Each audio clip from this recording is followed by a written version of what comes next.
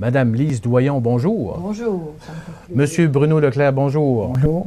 On parle de l'activité, en fait, du chemin des sanctuaires. Madame Doyon, vous en êtes la présidente du conseil d'administration. Peut-être tout d'abord nous décrire un peu ce qu'est l'activité. L'activité du chemin des sanctuaires Montréal-Sainte-Anne, c'est une marche de 18 jours qui regroupe 3 sanctuaires. D'abord l'Oratoire, le Cap-de-la-Madeleine et Sainte-Anne-de-Beaupré, l'arrivée. Il y a une possibilité dans cette marche-là de faire 18 jours, 375 km, ou de faire un demi-parcours, 9 jours. C'est à la demande de personnes qui ne pouvaient pas nécessairement prendre 3 semaines pour marcher. Et ils nous ont proposé pourquoi vous ne feriez pas des demi-parcours. Et je pense que c'est quand même très populaire parce que cette année, on a déjà 26 personnes qui font des demi-parcours dans les inscriptions. Notre chemin existe depuis 15 ans. Depuis 1998, son fondateur est Denis Leblanc, un homme qui avait fait Compostelle et qui, lors de son retour au Québec, s'est dit qu'il y avait des belles choses et qu'on pouvait faire un petit Compostelle québécois. Alors, on entend souvent ce mot, un petit Compostelle au Québec, mais le chemin Montréal-Sainte-Anne est le premier qui est né en 98. Oui. À qui ça s'adresse, en fait, l'activité? Ça s'adresse à tous ceux qui ont le goût de prendre du temps pour eux-mêmes. C'est vraiment un contact avec la nature, c'est prendre soin de soi avec de légers bagages, seulement un sac à dos, et dire, oui, je dois être capable de vivre pendant 18 jours avec le contenu de ce sac à dos-là. C'est pour plusieurs un ressourcement aussi. Dire, je coupe mes activités routinières et là, je m'en vais un peu à l'aventure, sans savoir ce qui m'attend. Parfois aussi sans connaître les gens avec qui je pars. Parce que si une personne s'inscrit tout seule, elle a à rencontrer des personnes nouvelles et il y a des amitiés qui vont durer suite à tout ça. Il y a des gens qui viennent pour un défi physique, les gros marcheurs.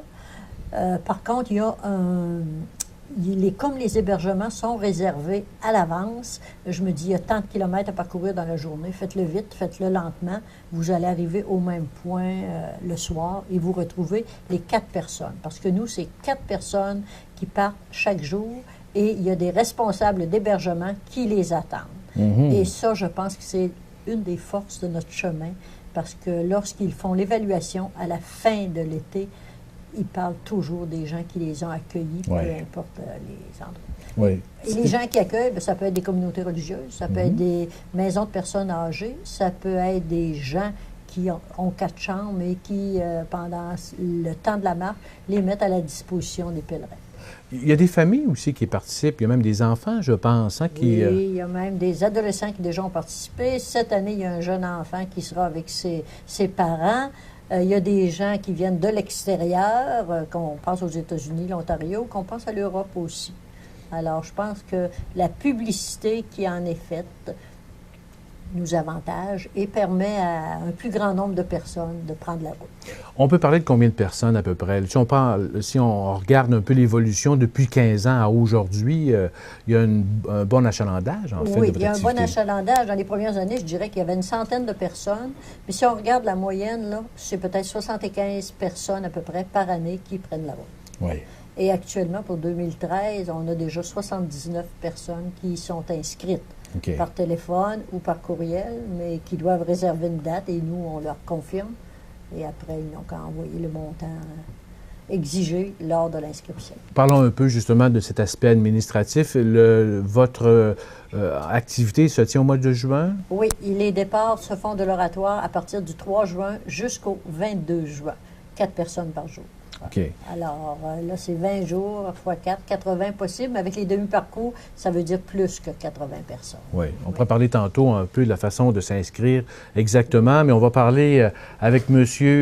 Bruno Leclerc, justement, de Pont-Rouge, qui est un homme d'accueil, un accueillant, dans le fond, depuis 15 ans, je pense. Depuis le début. Racontez-nous vos débuts, comment vous avez connu, justement. Depuis 15 ans, ce qui est arrivé, c'est que quand M. Leblanc était venu rencontrer M. le curé au presbytère, M. le curé m'appelle et il dit « Bruno, viens ici ». Puis là, ben, il dit « Il faut trouver un local pour loger ces séances-là ».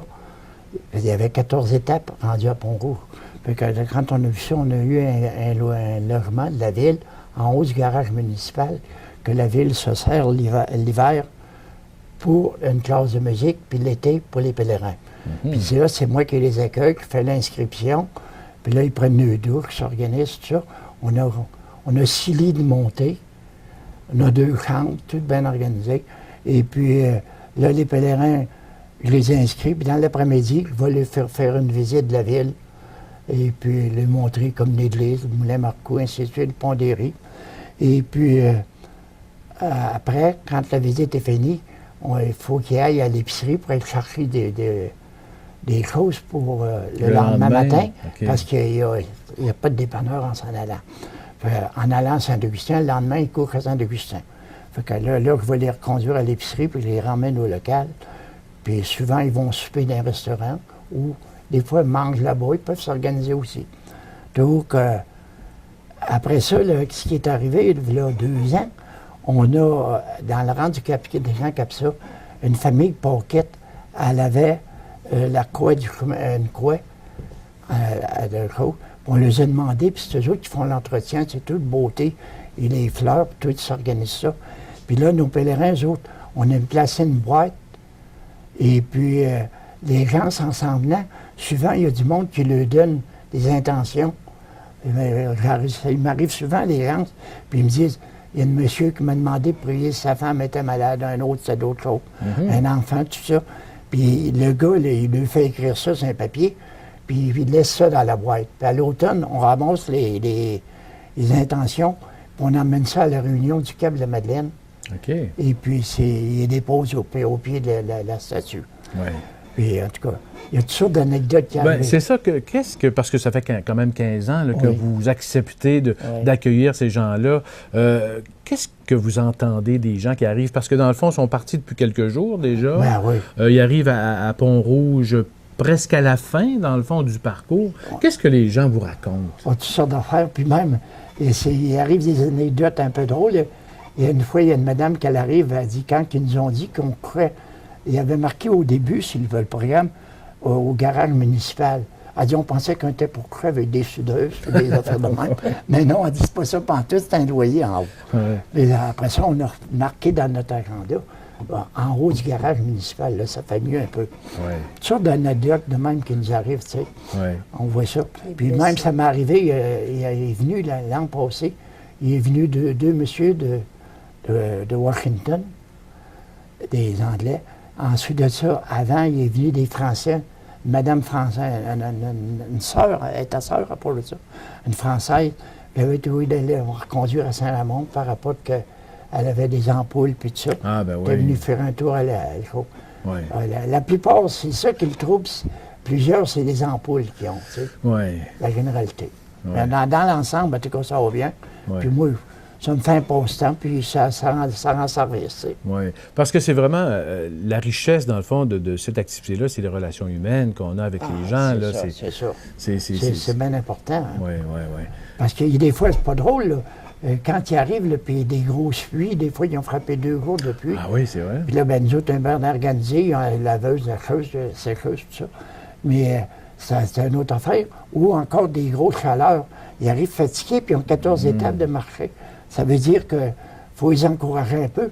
Puis là, ils disent, demain matin, on a 26 km à faire à la Saint-Augustin, 27 même. Et puis là, ça les démonte un peu. Les encourage, je leur dis, faites-vous-en pas, vous avez des maisons tout le long.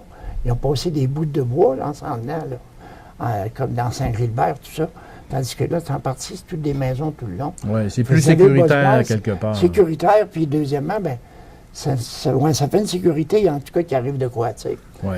Puis le dit aussi, si à un moment donné, vous avez une bad luck, quelque chose, un pied qui fait défaut, ou quelque chose, appelez-moi, puis moi, je vais vous chercher, puis ouais. Tu sais, je leur rends service. Oui, vous êtes là pour eux, dans le fond, pour qu'ils vivent une belle expérience. Les gens sont bien contents. Oui, sûrement. Est-ce qu'un suivi après, est-ce que les gens reviennent d'année en année, Mme Doyon?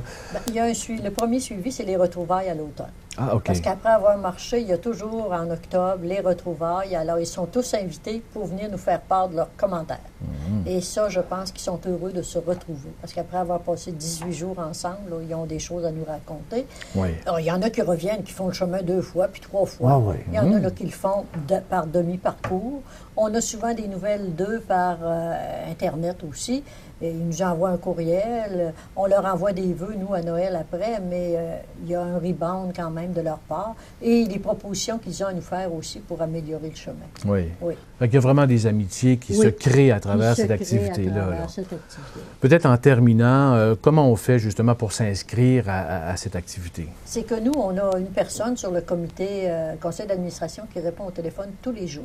Alors, à ce moment-là, ils téléphonent au 663-4011, poste 8, et ils laissent leur nom. Et la personne prend les appels tous les jours et retourne aussi les appels. OK. Ils peuvent aussi communiquer par nous par courriel au csm-sa@hotmail.com. Mais tout ça se retrouve sur notre site www.chemindessanctuaires.org. Et ça aussi, on répond à tout ça tous les jours. Oui. Et je pense que c'est ça qui nous aide parce qu'on s'aperçoit que le chemin est de plus en plus connu. Oui. Alors, on essaie de le faire connaître non seulement au Québec, mais aussi à l'international. Bien, c'est ça, il y a des gens de l'extérieur qui viennent aussi. Oui, puisque notre site est traduit en anglais et en espagnol, à part du français. Donc, ça, nous, on a jugé que c'était bien important. Oui. Alors, Madame Doyon, merci infiniment de cet entretien, puis on va vous souhaiter une très belle 15e expérience, en fait, du chemin des sanctuaires. Monsieur Bruno Leclerc, merci de ces témoignages, puis merci de votre accueil également, faire connaître aussi la région de Portneuf, particulièrement Pont-Rouge. Merci. Merci.